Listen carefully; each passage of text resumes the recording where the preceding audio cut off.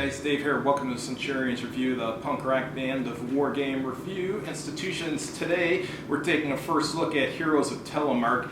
It's from Decision Games and it's a solitaire game. It's about commando raids in Normandy from 1942 to 1943. Let's put it on the table and take a look.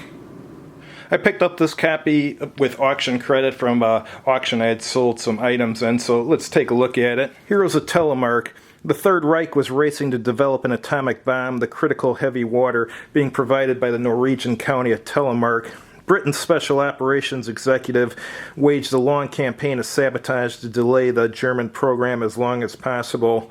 This is a unique solitaire game in the Raider series. Cards generate missions targeting parts of the German heavy water complex. You recruit SOE agents, British commando teams, and Norwegian resistance forces along with various types of weapons and equipment. It says it's for one player, so of course the solitaire suitability is very high. And ages 14 plus, level, teams, and gear, and playing time 60 to 90 minutes, and complexity is very low. So open this up. There's a little trick to open these. The back page and the front page just leave in there and just pull the contents out. It's the easiest way to do it.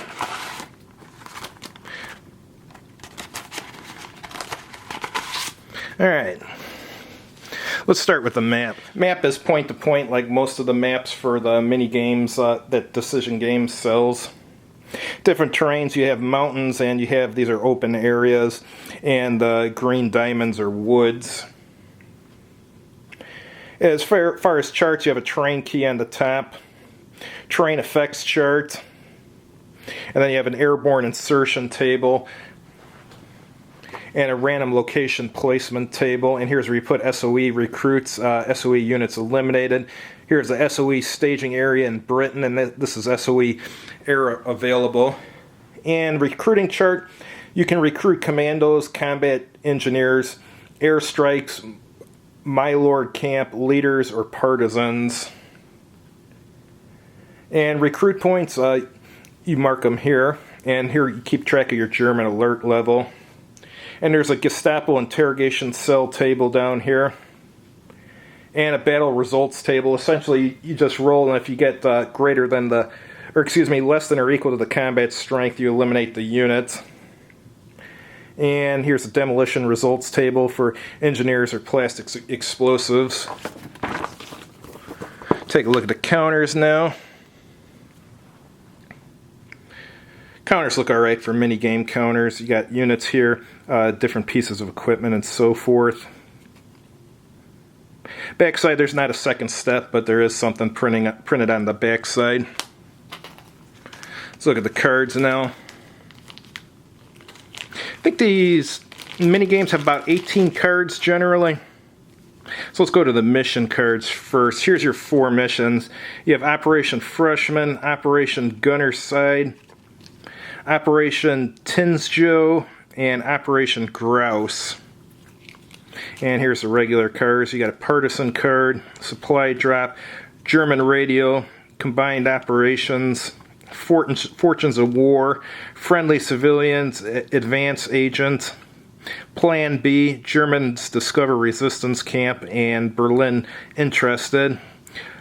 Followed by German offensive, and then 3 German patrols that you can run into.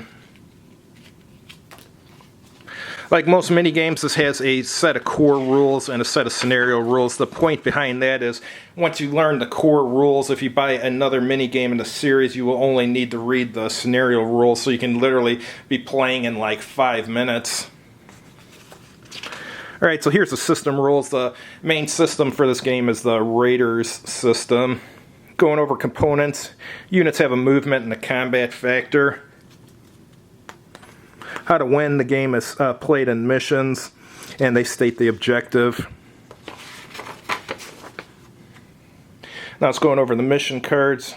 You got situation, mission objective, execution, logistics, command, leadership, and success. And here's going over recruiting points so you can get units. And here's all the operations rules for the operations segment. There's the rules about movement. And here's your battle procedure. And this is what you do after the battle. If the raiders win the battle, you gain ops and other bonuses according to the instructions given on the operations card.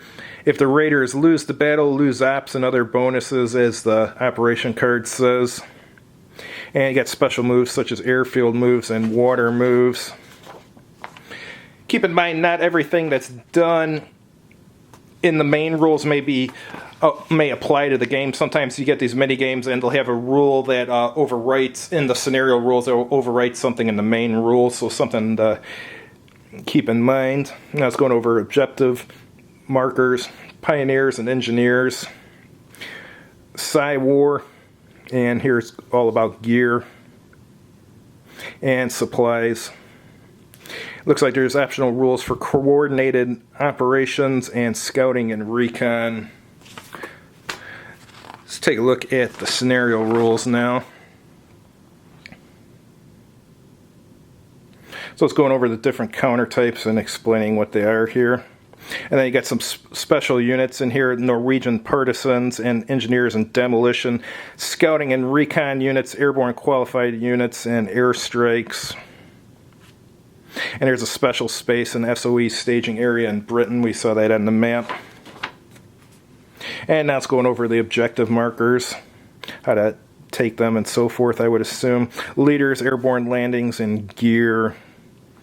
So yeah, once you know the raider rules, what does this look like? It's going to take 5 minutes to read these scenario rules and you'll be able to try your first game. Thanks for watching, guys. If you've tried Heroes of Telemark, definitely chime in and let us know how it is. And if you have any ideas for future games you want to see reviewed or first looks done at, let us know. Have a good evening.